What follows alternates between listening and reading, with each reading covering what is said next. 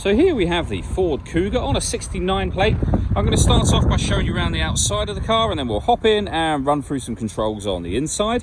But from the outside, you can see it's a 5-door car with alloy wheels and tinted windows.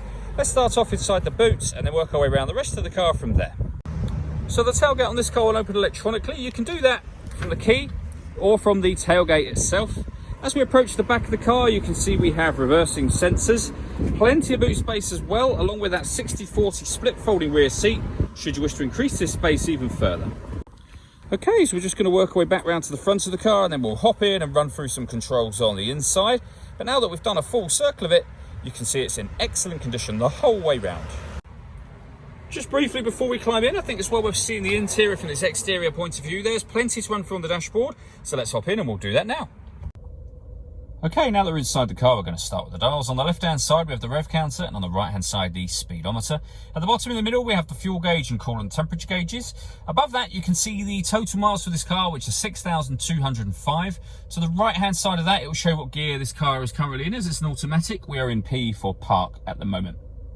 And above that, we have a digital readout for the speedometer. You can change that information for various bits of individual trip computer and fuel economy information, or these 4 pieces of information all displayed simultaneously.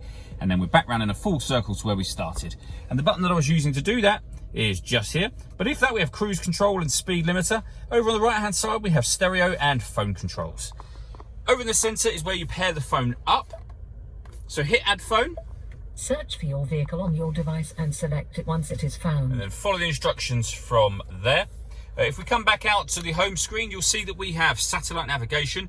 There's a full video showing how this works on both our website and also on our YouTube channel as well. And then when it comes to music, we have got AM, FM and DAB radio, a CD player, and then Bluetooth audio as well. So plenty of ways to listen to your music in this car. Working our way down, we have the main volume for the stereo.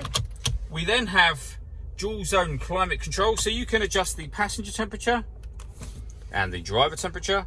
You can increase and decrease the fan speed and determine where you'd like the air to be directed once it enters the car. When you're happy with those settings, this button turns your air conditioning off in this case, or back on again. Or you can hit auto. The car will now take control of the direction of the air and the fan speed to maintain the temperatures that you've asked for.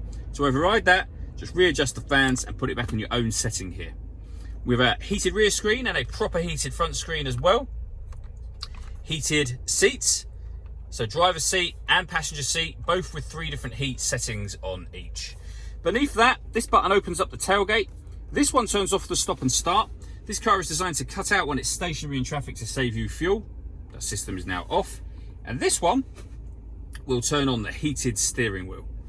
Finally, we then have the gear lever for the fully automatic gearbox. The button on the side of it is so that you can change up and down a gear manually, should you wish to. And then finally, we have a 12-volt charging socket and electronic handbrake. The last thing I wanted to talk about is the panoramic glass roof on this car. So firstly, we have a sun blind that opens up. It will stop and then press it a second time and it will open all the way to the back of the rear seat. You can leave it like that, and obviously that lets in a huge amount of light, or you can open this front section as a proper sliding sunroof should you wish to.